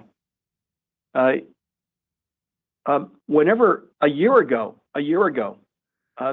the recommender systems that people are, when you run the internet, the news, the videos, the music, the products that are being recommended to you, because as you know, the internet has trillions, I don't know how many trillions, but trillions of things out there, and your phone is, 3 inches squared, and so the ability for them to fit all of that information down to something such a small real estate is through a system, an amazing system called recommender systems. These recommender systems used to be all based on CPU approaches, but the recent migration to deep learning and now generative AI has really put these recommender systems now directly into the path of GPU acceleration. It needs GPU acceleration for the embeddings. It needs GPU acceleration for the nearest neighbor search. It needs GPU acceleration for the re-ranking, and it needs GPU acceleration to generate the augmented information for you. So GPUs are in every single step of a recommender system now. And as you know, recommender system is the single largest software engine on the planet. Almost every major company in the world has to run these large recommender systems. Whenever you use ChatGPT as being inference, whenever you hear about Midjourney and just the number of things that they're generating for consumers, when you see Getty, the work that we do with Getty and Firefly from Adobe, these are all generative models. The list goes on, and none of these, as I mentioned, existed a year ago. 100% new. Just a year. 1 year. Your next question comes from the line of Stacy Rasgon from Bernstein Research. Your line is open. Hi, guys. Thanks for taking my question. Colette, I wanted to touch on your comment that you expected the next generation of products, I assume that meant Blackwell, to be supply constrained. Can you dig into that a little bit? What is the driver of that? Why does that get constrained as Hopper is easing up? And how long do you expect that to be constrained? Like, do you expect the next generation to be constrained like all the way through calendar 25? Like, when do those start to ease? Yeah, the first thing is overall our supply is improving. Overall, that's good. Our supply chain is just doing an incredible job for us. Everything from, of course, the wafers, the packaging, the memories, all of the power regulators, to transceivers and networking and cables and you name it. The list of components that we ship, as you know, people think that NVIDIA GPUs is like a chip, but the NVIDIA Hopper GPU has 35,000 parts. Wow. It weighs 70 pounds. These things are really complicated things. We built, people call it an AI supercomputer for good reason. Mm-hmm. If you ever look in the back of the data center, the systems, the cabling system is mind-boggling. It is the most dense, complex cabling system for networking the world's ever seen. Our InfiniBand business grew 5x year over year. The supply chain is really doing fantastic supporting us. And so overall, the supply is improving. We expect the demand will continue to be stronger than our supply provides, and through the year. And we'll do our best. The cycle times are improving, and we're going to continue to do our best. However, whenever we have new products, as you know, it ramps from 0 to a very large number, and you can't do that overnight. You know, everything is ramped up. It doesn't step up. And so whenever we have a new generation of products, and right now we are ramping H200s, there's no way we can reasonably keep up on demand in a short term as we ramp. Wow. We're ramping Spectrum X. We're doing incredibly well with Spectrum X. It's our brand new product into the world of Ethernet. InfiniBand is the standard for AI dedicated systems. Ethernet with Spectrum X. Ethernet is just not a very good scale-out system. But with Spectrum X, we've augmented, layered on top of Ethernet, fundamental new capabilities like adaptive routing, congestion control, noise isolation or traffic isolation, so that we can optimize Ethernet for AI. And so InfiniBand will be our AI dedicated infrastructure. Spectrum X will be our AI optimized networking, and that is ramping. And so we'll you know, with all of the new products, demand is greater than supply, and that's just kind of the nature of new products. And we work as fast as we can to catch up with the demand. But overall, overall, net, overall, our supply is increasing very nicely. Your next question comes from the line of Matt Ramsey from TD Cowen. Your line is open. Good afternoon, Jensen, Colette. Congrats on the results. I wanted to ask, I guess, a two-part question, and it comes at what Stacy was just getting at on your demand being significantly more than your supply, even though the supply is improving. And I guess the two sides of the question are, I guess, first for Colette, like, how are you guys thinking about allocation of product in terms of customer readiness to deploy and sort of monitoring if there's any kind of buildup of product that might not yet be turned on? And then I guess, Jensen, for you, I'd be really interested to hear you speak a bit about the thought that you and your company are putting into the allocation of your product across customers, many of which compete with each other, across industries to smaller startup companies, to things in the healthcare arena, to governments. It's a very, very unique technology that you're enabling, and I'd be really interested to hear you speak a bit about how you think about, quote unquote, fairly allocating sort of for the good of your company, but also for the good of the industry. Thanks. Let me first start with your question, thanks, about how we are working with our customers as they look into how they are building out their GPU instances and our allocation process. The folks that we work with, our customers that we work with, have been partners with us for many years as we have been assisting them both in what they set up in the cloud as well as what they are setting up internally. Many of these providers have multiple products going at one time to serve so many different needs across their end customers, but also what they need internally. So they are working in advance, of course, thinking about those new clusters that they will need. And our discussions with them continue, not only on our Hopper architecture, but helping them understand the next wave and getting their interest and getting their outlook for the demand that they want. So it's always a moving process in terms of what they will purchase, what is still being built, and what is in use for end customers. But the relationships that we've built and their understanding of the sophistication of the build has really helped us with that allocation and both helped us with our communications with them. First, our CSPs have a very clear view of our product roadmap and transitions.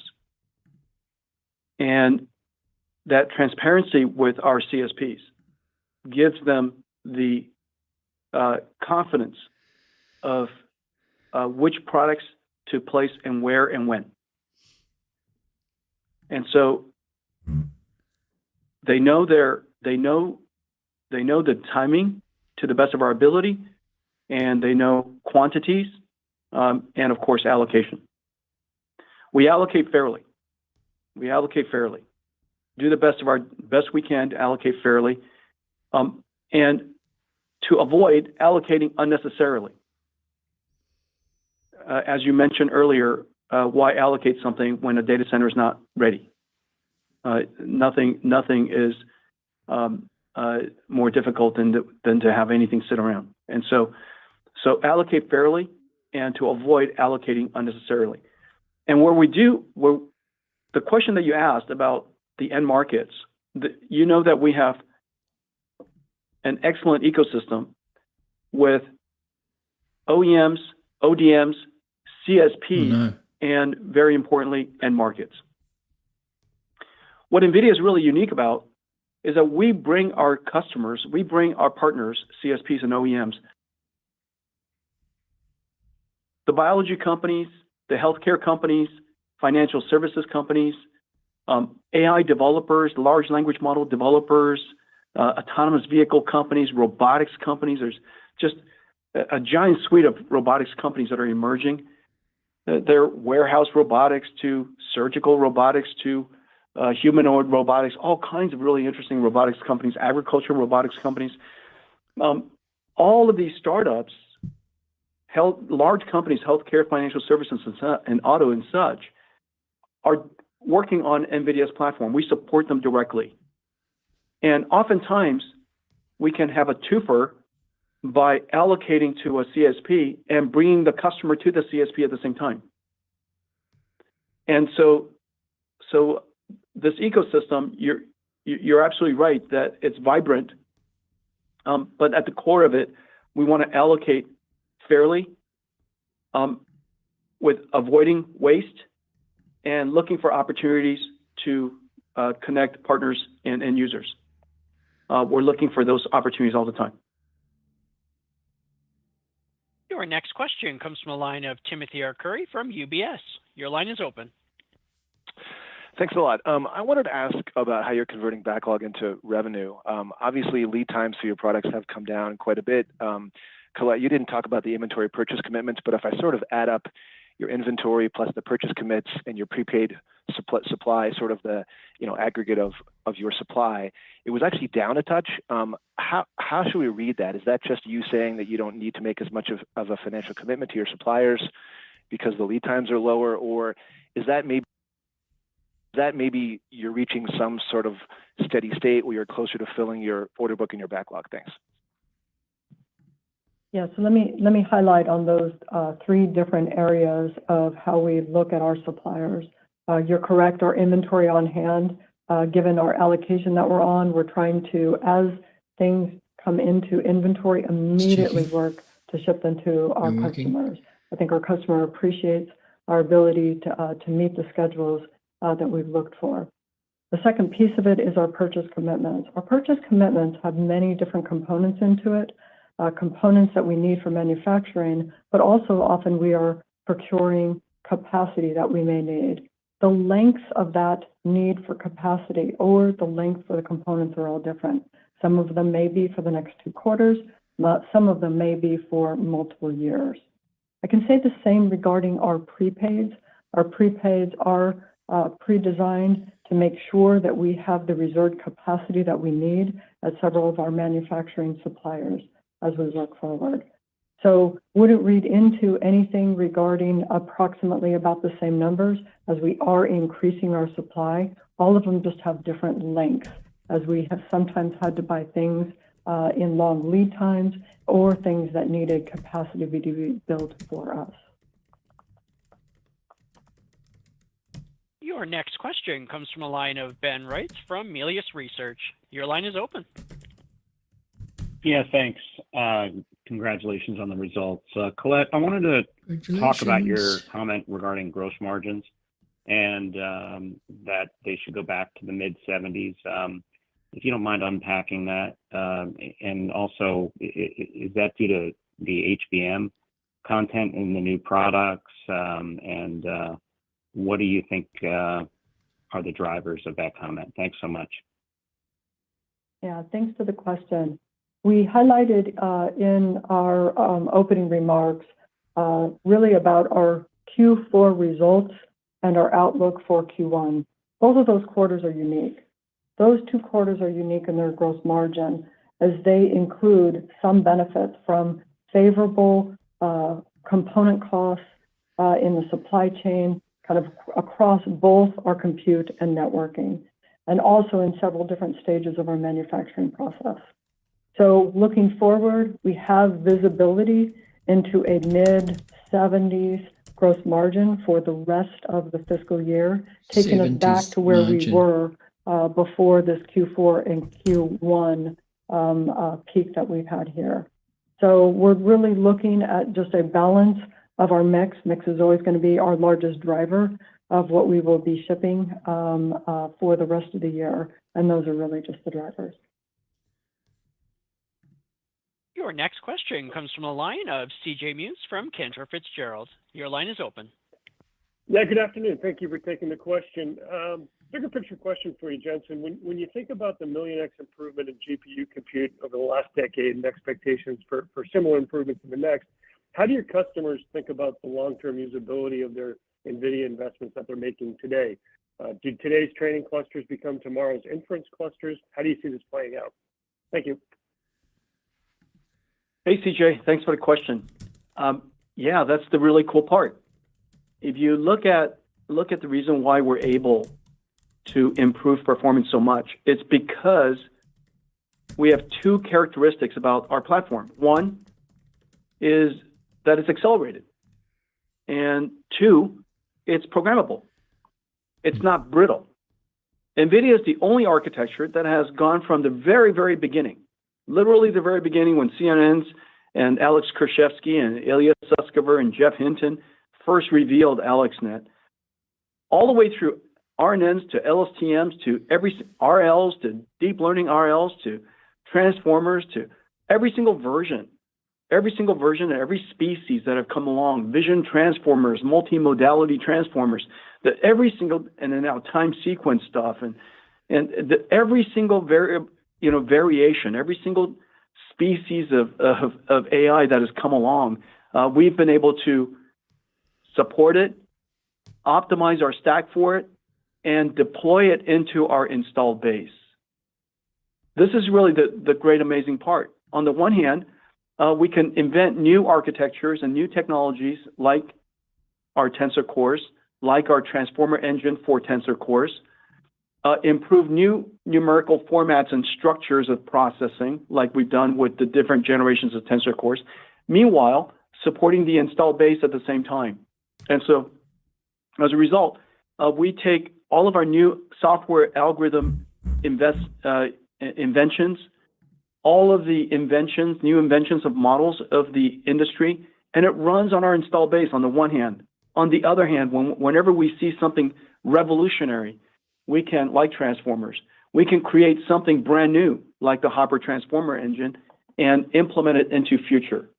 And so we simultaneously have this ability to bring software to the installed base and keep making it better and better and better, so our customers' installed base is enriched over time with our new software. On the other hand, for new technologies, create revolutionary capabilities. Don't be surprised if in our future generation, all of a sudden, amazing breakthroughs in large language models were made possible. Mm-hmm. And that those breakthroughs, some of which will be in software because they run CUDA, will be made available to the installed base. And so we carry everybody with us on the one hand, we make giant breakthroughs on the other hand. Your next question comes from a line of Aaron Rakers from Blue Wells Sky Fargo. ahead. Your line is open. Yeah, thanks for taking the question. I wanted to ask about the China business. I know that in the prepared comments, you said that you started shipping some alternative solutions into China. You also pointed out that you expect that contribution to continue to be about a mid-single digit percent of your total data center business. So I guess the question is what is the extent of products that you're shipping today into the China market? And why should we not expect that, maybe other alternative solutions come to the market and expand your breadth to participate in that opportunity again? Thank you. At the core, remember, the U.S. government wants to limit the latest capabilities of NVIDIA's accelerated computing and AI to the Chinese market. And the U.S. government would like to see us be as successful in China as possible. Within those two constraints, within those two pillars, if you will, are the restrictions. And so we had to pause when the new restrictions came out. We immediately paused so that we understood what the restrictions are, reconfigured our products in a way that is not software hackable in any way. And that took some time. And so we reset our product offering to China, and now we're sampling to customers in China. And we're going to do our best to compete in that marketplace and succeed in that marketplace within the specifications of the restriction. And so that's it. This last quarter, our business significantly declined as we paused in the marketplace. We stopped shipping in the marketplace. We expect this quarter to be about the same. But after that, hopefully we can go compete for our business and do our best, and we'll see how it turns out. Your next question comes from a line of Harsh Kumar from Piper Sandler. Your line is open. Yeah, hey, Jensen, Colette, and NVIDIA team. First of all, congratulations on a stunning quarter and guide. I wanted to talk about a little bit about your software business, and it's pleasing to hear that it's over $1 billion. But I was hoping, Jensen or Colette, if you could just help us understand what the different parts and pieces are for the software business. In other words, just help us unpack it a little bit so we can get a better understanding of where that growth is coming from. Let me take a step back and explain the fundamental reason why NVIDIA will be very successful in software. So first, as you know, accelerated computing really grew in the cloud. In the cloud service providers have really large engineering teams, and we work with them in a way that allows them to operate and manage their own business. And whenever there are any issues, we have large teams assigned to them, and their engineering teams are working directly with our engineering teams, and we enhance, we fix, we maintain, we patch the complicated stack of software that's involved in accelerated computing. As you know, accelerated computing is very different than general purpose computing. You're not starting from a program like C++, you compile it and things run on all your CPUs.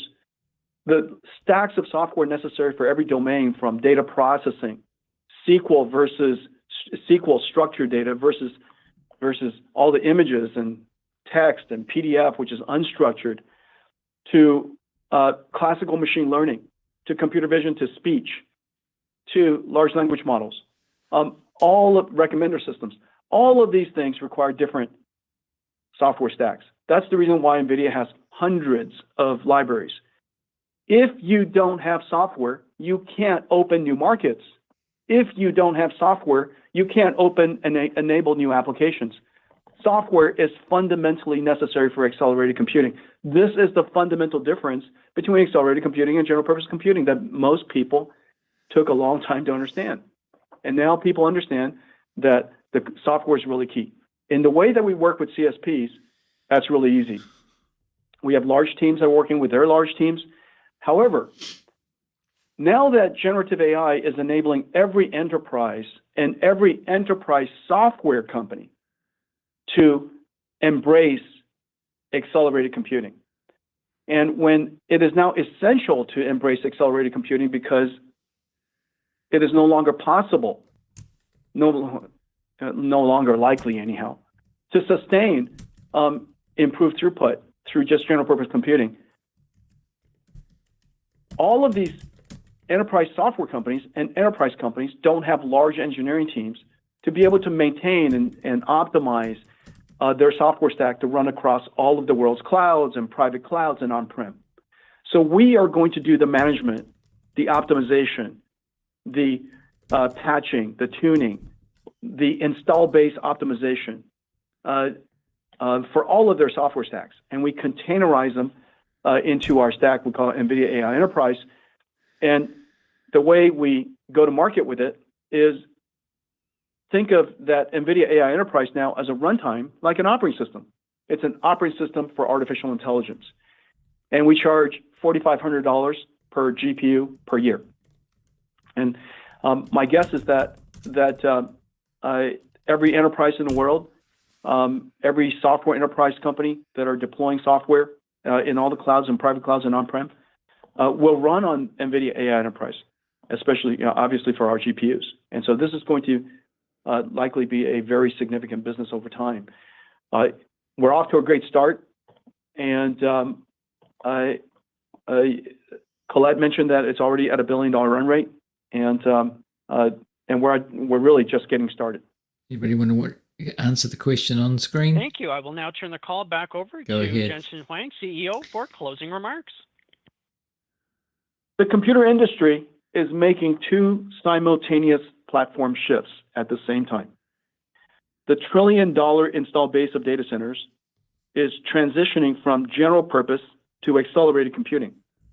every data center will be accelerated so the world can keep up with the computing demand with increasing throughput while managing cost and energy. The incredible speed up of NVIDIA enabled a whole new computing paradigm, generative AI, where software can learn, understand, and generate any information, from human language to the structure of biology and the 3D world. We are now at the beginning of a new industry where AI-dedicated data centers process massive raw data to refine it into digital intelligence. Like AC power generation plants of the last industrial revolution, NVIDIA AI supercomputers are essentially AI generation factories of this industrial revolution. Every company and every industry is fundamentally built on their proprietary business intelligence, and in the future, their proprietary generative AI. Generative AI has kicked off a whole new investment cycle to build the next $1 trillion of infrastructure of AI generation factories. We believe these two trends will drive a doubling of the world's data center infrastructure installed base in the next 5 years and will represent an annual market opportunity in the hundreds of billions. This new AI infrastructure will open up a whole new world of applications not possible today. We started the AI journey with the hyperscale cloud providers and consumer internet companies. And now every industry is on board, from automotive to healthcare to financial services to industrial to telecom, media and entertainment. NVIDIA's full stack computing platform with industry-specific applications frameworks and a huge developer and partner ecosystem gives us the speed, scale, and reach to help companies in every industry become an AI company. We have so much to share with you at next month's GTC in San Jose, so be sure to join us. We look forward to updating you on our progress next quarter. This concludes today's conference call. You may now disconnect. All right, that's it. So, bit of a summary there. I mean, let me just, it's pretty incredible. I'm going to move to this. So back to the share price, which is up, still up 7.8% after that. That was, I mean, it's a pretty incredible earnings. Just to sum up here, they knocked it out of the park again. They knocked it out of the park, didn't they? Like triple-digit percentage increases again. You know, they beat again. You know, we had these expectations that were so high. They were so high. And they managed to knock it out of the park again. They needed a revenue of 20.62 billion and an expectation of 240% increase in revenue, and they beat that. They beat it again on every measure. There were only a couple of things down. He was mentioning there China, where the US government doesn't want, China to buy US chip-based things, tech-based things, because there's this rivalry going on, and even that didn't hurt them. That kind of thing did not hurt them, where it has with other companies. Triple digits. Gaming, they talked about, the new areas, new verticals that they're going into. Self-driving, which is really only just kicking off in the future. That will involve a lot of AI. They didn't even mention robotics at all. And I don't think I heard it once. I didn't mention robotics there. So that's another new avenue for the future. They mentioned gaming, AI gaming. As I said, imagine if you had storylines in games that could be generated on the fly, new things we've seen just in the last few days with progress in AI video. So there's just so much scope for growth. And they talked about the supply chain there, managing to Supply chain keeping up, their supply chain doing very well, managing demand, keeping up with demand, their massive growth. I mean, how can it keep up with this massive growth, this triple digit percentage growth year on year, if that keeps up? And, but the valuation, the share price is another thing altogether. Are we getting into this AI bubble? It's clearly not going to stop because of this. It seems like so long ago now, but before this earnings call, we had people were so nervous about what was going to happen. And as I said, I think that was probably a good sign that people were nervous, because if there's no price too high, people are super bullish or still, then it could have been hit really hard. Just a slight earnings miss, and at some stage there's going to be a miss, and that could break the market. But for now, it looks like if, depending on the news, what else happens, it looks like this is going to buoy the market, or buoy the market, as Americans say. So we'll have to see what happens. So we're coming up. It's over 2 hours for this stream, and it's been a ride. I didn't know what to expect here. Didn't know what to expect with these earnings. Nobody was prepared to say, really. I think it just really didn't actually know what was going to happen, but they've knocked it out of the park, and we'll have to see what happens in the market tomorrow. It's after hours, of course. So it's up 7.4%. It reached over 8% during the call and before that. So they've done very well for these earnings, and they've got to be happy with that to knock it out of the park. And there's so much scope for growth, but that doesn't mean to say that the share price can't go down, because it's sort of, as far as I can see, it's definitely got carried away, and they're going to have to, every quarter, they're going to have to beat and beat and beat to keep this going. And somebody asked there if they should buy. They haven't bought either. So, in bubbles, the tendency is for people to buy late, get that FOMO, as we saw in 2021, early February 2021 and late 2020, the FOMO existed. And so it's going to be, I'm on the sidelines here. I don't own Nvidia, so it's going to be super fascinating for me. And of course, other stocks definitely benefit from this, the glow from Nvidia, and somewhat ridiculously, when things don't, is sort of marginal to AI. But anything that Nvidia touches or is involved with, of course, they supply the mega techs, so that's definitely something that's going to keep them going as well. Nvidia's just gone on to be this huge company, a huge market cap company, and they have results to back it up as well. So we'll have to see. But thanks everybody for joining me today. It's been fun hanging out. It's been some interesting questions there. One question about, should I buy? I didn't buy Nvidia. Should I buy at these prices? I'm going to put that on screen again.